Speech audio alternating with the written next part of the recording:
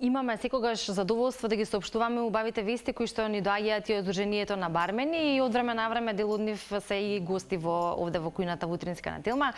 На наше задоволство се разбира и денеска заедно со нас е еден од нив, а тоа е Ѓорги Симјановски, кој што и сме го имале и се разбира сме ги вкусиле коктелите кои што тој ни ги подготвува, но и денеска Ѓорги, добро утро и ти благодарам што вака понеделнично ни пристигна овде за да може, има доста работи кои што треба да ги најавиме, она кое што го поминавте да го известиме, се разбира, и да видиме докаде и на кој начин бармените во овие пролетни денови се, да речеме, активирани, ангажирани, иако пролета се уште вака вистински не сме почувствувале малце ни залади.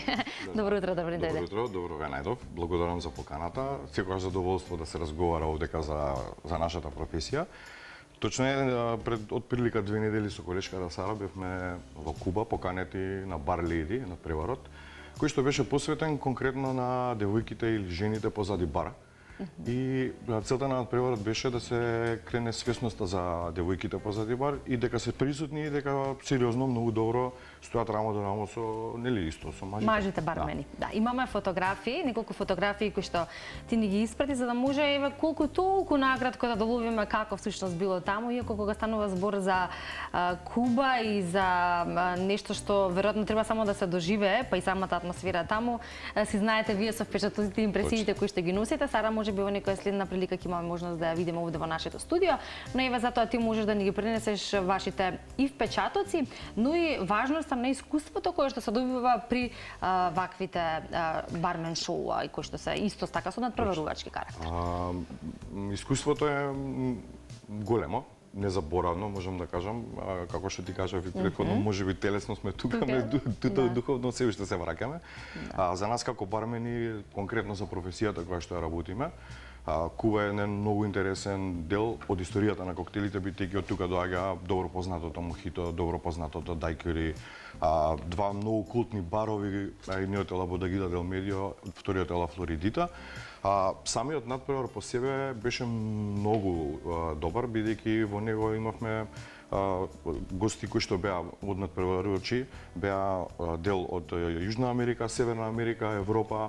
Единствено не беше застапен само азискиот континент, меѓутоа може да се видат различни размислувања, различни пристапи на тоа како се подготвуваат коктелите, како се послужуваат, како се декорираат, начинот на работа на самите девојки кои што го презентираат тоа со нивните настапи. И многу беше интересно бидејќи во овој надпревар имаше 3 категории во кои што се надпреваруваа девојките. Едниот беа поделени во повеќе категории, меѓутоа беа со 3 коктели. Така да беше, можеби да кажам, многу со поголем фокус требаше да се изврши задачата и беше многу позахтевен самиот надпревар, бидејќи сепак да подготвите 3 оригинални рецептури во рок од 3 дена и да имате 3 настапи, од кои што 2 во еден ден само. Тоа е, верувајте ми, еден многу сериозен предизвик за било кога, особено за девојки кои што стварно многу добро ја работат оваа професија. И дали тука е многу важно или однапред се подготвувате, верувам, заедно тука уште пред да се отиде таму во однос на тоа кои коктели ќе се подготват, да се повежба малку на каков начин ќе се подготват, за сите критериуми кои што се важни во исполнување, начинот на подготовка, не знам дали е важна брзината или времетрењето на подготовката, се она кое што е клучно и кое што веројатно и кога одиме во коктел бар и кај нас, сакаме да го забележиме од барменот позади шанкот, така. Знаете што е многу важно? Многу е важно на овие надпреварувања, бидејќи надпреварувањата имаат одреден карактер или начин на кој што се работи работата позади пултовите за работа или баровите.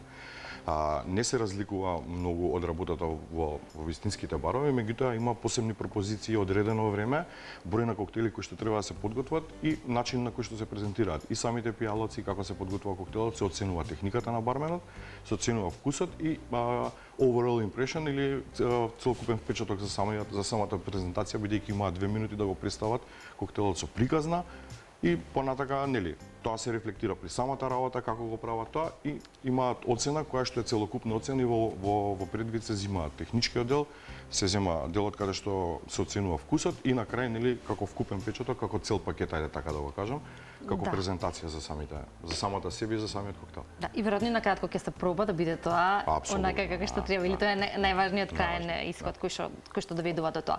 И кај нас времетрењето е исто така важно кога се подготвуваат коктелите, не толку прецизно и категорично, но како и да е времето ние исто така ограничено, можеме да почнеме со подготовката на коктелот, а се разбира додека тоа го правиме и другите работи ќе сакаме да ги соопштиме. Секогаш сакаме да бидеме актуелни и некако во временски период во кој што имаме повеќе случувања, тоа да го најавиме на нашите гледачи. Пред да го најавиме тоа, јас само би сакала да слушнеме што е оно кој што денес го подготвуваме во овие интересни чашички кои што можат исто така да ни го разубават денот. Денес ќе подготвуваме безалкохолен коктел кој што има многу интересен вкус. Каде што можеби за гледачите некој не секојдневен вкус, односно ќе си поиграме малку со конкретно за во моментот во нашата индустрија во производството на коктели, многу се актуелни комбинациите на вкусови. Значи овдека имаме измешана елдерфлауер сируп или сируп од бозел и сируп од зелена краставица, само од краставица. Така да е многу интересно. Интересна комбинација е тоа. Комбинацијата е многу интересна и бидејќи подготвуваме безалкохолен коктел, значи ќе го подготвиме, ќе додадеме лимун да му даде свежина на самиот коктел. И од тука малку ќе го разладиме и ќе му додадеме тоник, за да му даде малце да дополни комплексноста на самиот коктел и да можеме да сетиме комплетната свежина на производите кои што ги користиме при подготовка на самиот коктел. Така да многу интересна комбинација, многу несекојдневен избор, ајде така да кажам, на самите коктели, што може да гостите доколку гледачите можат ова сега што ние го подготвуваме да си го пробаат самите дома или може да одат во некој од баровите и чисто да го пробаат како комбинација. Навистина убаво мириса, иако не сум го пробала, убаво мириса и еден специфичен мирис, верувам и вкус кој што дава свежина или она кој што ни е потребно всушност кога ги конзумираме коктелите, за оние кои што преферираат безалкохолни коктели, се разбира. Во одредени работи кои што се подготвуваат, дали станува збор за рецепти за исхрана, десерти, некакви специјалитети и така натака, иако станува збор од комбинација на состојки, како што е во коктелот, од комбинација од одредени ликери или како и да стручно не треба да го кажеме. Прашањето ми е дали има нешто кое што е водечко, например, дали во случајот сирупот кој што го ставивме е водечки во самиот коктел, во смисла на тоа да е интензитетот кој што се чувствува при самиот вкус. Вака сега искрено, многу работи или самата комбинација. Кога се во прашање безалкохолните коктели, тогаш сирупите играат многу важна улога во одредувањето на вкусот. Меѓутоа, кога би ви кажал дека комплексноста на самите коктели доаѓа можеби од самите алкохоли, не можеби, него доаѓа сигурно или во комбинација каде што алкохолот нагласува некој одреден ликер или одреден сируп. Сега многу ми е важно да кажам дека кога подготвуваме коктели каде што имаме газирани пијалоци или секогаш многу малку, благо промешуваме со тоа што би можеле јас што велам меурчињата да си поиграат малце со нашите непце и дополнително да го уживаме коктелот на еден посебен начин. Ова е дехидриран лимун? Да, дехидриран лимун. Многу е важно исто така да не заборавиме. Баровите треба да работат на самата ефикасност, односно на самата одржливост. Конкретно за доколку имате некогаш лимун, си купувате дехидратор, го дехидрирате овошето, го пренаменувате, односно она што е модерно да одиме повеќе на zero waste или што помалку да трошиме, а повеќе да искористуваме. Да, сум приметила дека ставате често во коктелите дехидрирано овошје, дали свежот не оди? Оди свежо, меѓутоа, ете, за овој коктел одбравме да дојде дехидрирано овошје, може да дојде свежо, може да дојде коричка од лимун, така да интересни се комбинациите. Како се вика овој коктел? Уште нешто мислам дека ова е варијација на еден коктел кој што ние го подготвуваме во нашиот бар, се вика London Made. Во истата комбинација, кога е во алкохолна варијанта, доаѓа само лимун без тоник. Овдека бидејќи го подготвуваме во безалкохолна варијанта, го подготвуваме со истите сирупи, само додаваме тоник. Да, и уште нешто што е специфично пред да го заокружиме овој дел во правењето на коктелот, па да преминам на првенствата. Обично сме навикнати на чаши за коктел, знаеме какви во различни облици, но чаши за коктел. Ова е нешто кое што ете јас барем барем за прв пат го гледам, доста интересно, оригинално и поразлично. И добре дојдено во секој случај, но да речеме на вакви чашички или како лончиња. Да ги сме навикнати на да пиеме чајче или не знам да чинјатам лекце или Точно, така нешто. Многу интересна инспирацијата позади користењето на чашите или садовите во кои што доаѓаат самите коктели.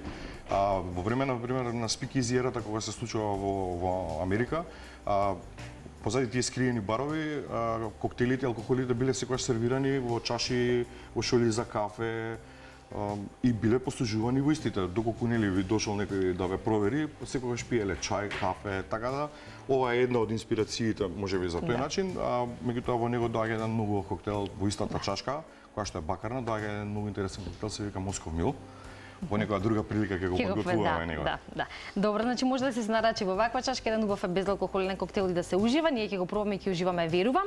И на крајот само да споменеме она што е најважно и актуелно. Наскоро следува државното првенство за бармени. Од тука ќе се оди на европско првенство, па ќе се оди и на светско првенство. Точно, да. Доста сте активни и тоа го правите во континуитет во изминатите години. Веројатно за тоа треба труд, треба финанси, треба поддршка. Ајде во вака со сите овие работи и најава може да дадеме на крај. Нешто што ни е најблиску, тоа е на 23 април, се случува државното првенство на бармени во Република Македонија и ќе се одржи во хотел Мериот.